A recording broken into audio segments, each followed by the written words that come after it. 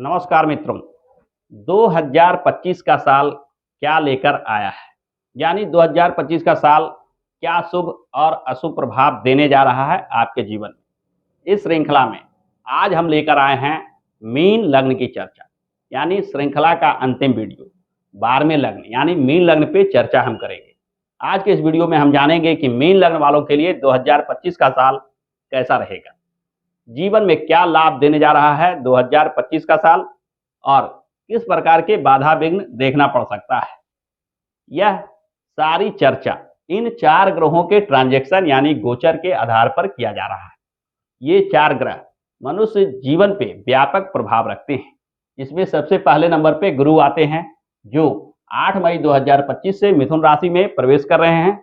वहीं दूसरे नंबर पे शनि आते हैं, जो 4 मई 2025 से मीन राशि में प्रवेश कर रहे हैं। एवं 16 मई 2025 से राहु कुंभ राशि में प्रवेश कर रहे हैं और केतु सिंह राशि में प्रवेश कर रहे हैं। ये 4 ग्रह मनुष्य जीवन पे व्यापक प्रभाव देने जा रहे हैं। इनके गोचर के आधार पर आज हम जानेंगे कि मीन लग्न वालों के लिए क्या फलाफल देने जा रहे हैं 2025 में।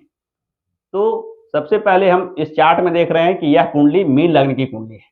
किसी भी लग्न कुंडली में जब पहले घर में यानी लग्न भाव में 12 का अंक लिखा हो तो वह मीन लग्न की कुंडली कही जाएगी। मीन लग्न के कुंडली में अगर शनि की चर्चा की जाए तो शनि यहां मीन लग्न में ही प्रवेश कर रहे हैं, यानी लग्न भाव में ही शनि प्रवेश करने जा रहे हैं। इस साल शनि का लग्न भाव में प्रवेश करना कुछ न कुछ अशुभ प्रभाव निश्चित रूप से देता है। हालांकि गुरु की राशि में शनि होने की वजह से शनि की अशुभता कुछ कम देखने को मिलेगी, परंतु फिर भी व्यय भाव के कारक के रूप में शनि एक अशुभ ग्रह ही माने जाएंगे। शनि जब लग्न में विराजित होंगे तो यह निश्चित मानिए कि रोग व्याधि शारीरिक कष्ट जैसे चीज देखना पड़ सकता है।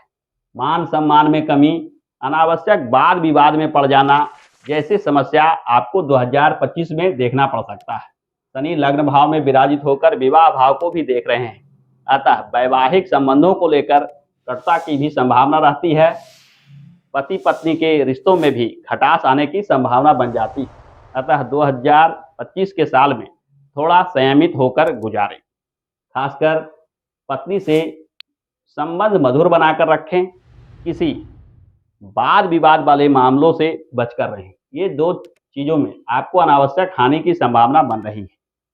शनि के बाद अगर चर्चा की जाए गुरु के बारे में, तो जैसा कि आप चार्ट में देख रहे हैं कि गुरु मिथुन राशि में प्रवेश कर रहे हैं।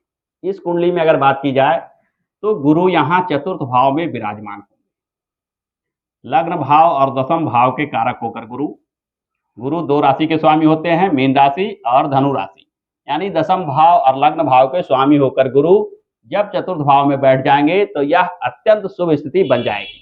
यहाँ गुरु विराजित होकर सीधे अपने भाव यानी दशम भाव को देखेंगे और लग्नेश होने की वजह से भी यह अत्यंत शुभ फल देने की स्थिति में आ जाएंगे। यह गुरु आपको अनेक प्रकार के मान सम्मान दिलाने का कार्य करेगा। पारिवारिक जीवन भी सुखमय होगा। बंधु बांधवों का सहयोग विशेष रूप से प्राप्त होगा। भूमि मकान संपत्ति जैसे चीज प्राप्त होने की संभावना बन रही है। रोजी रोजगार के क्षेत्र में भी गुरु की दृष्टि होने से उन्नति सफलता जैसे चीजों का संकेत मिल रहा है। यानी 2025 के साल में गुरु जब मिथुन राशि में प्रवेश करेंगे, निश्चित मानिए कि आपके जीवन में चारों ओर से सफलता और तरक्की देखने को मिलेगा। यानी मीन लग्न वालों के लिए गुरु लेकर आए हैं विशेष लाभ 2025 के साल। जीवन में अनेक प्रकार के शुभ फल आपको निश्चित रूप से देंगे गुरु के बाद यदि हम चर्चा करें राहु केतु के बारे में, तो जैसा कि आपने चार्ट में देखा कि कुंभ राशि में राहु प्रवेश कर रहे हैं और सिंह राशि में केतु यहां छठा भाव में आ जाएंगे। द्वादश भाव में एक अशुभ भाव होने की वजह से राहु यहां जब अशुभ ग्रह होकर विराजमान होते हैं तो कुछ ना कुछ शुभ फल देने की स्थिति में आ जाते हैं।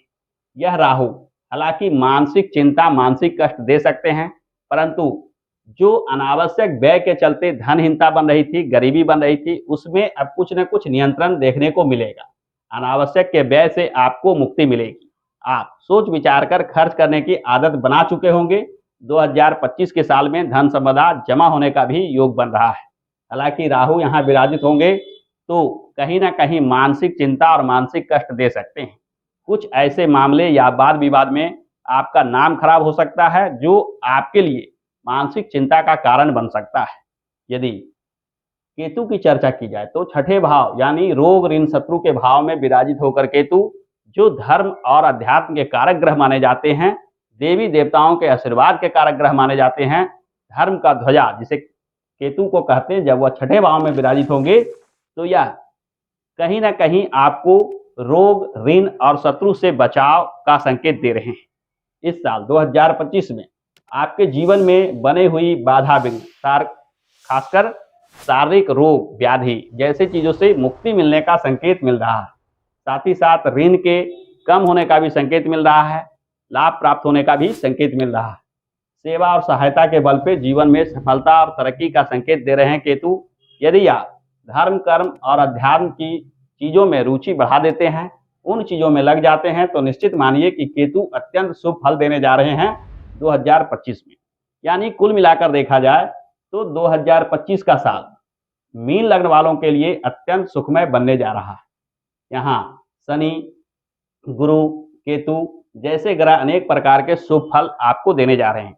हालांकि राहु एक ऐसे ग्रह हैं जो कुछ मानसिक चिंता, मानसिक कष्ट दे सकते हैं, परंतु मोटे तौर पे देखा जाए तो 2025 का साल मीन लग्न वालों के लिए श्रेष्ठ फल देने की स्थिति बना रहे हैं। 2025 के साल में ये चारों ग्रह उन स्थानों पर विराजमान हो रहे हैं जहां बैठकर वह शुभ फल को विशेष रूप से दे रहे हैं।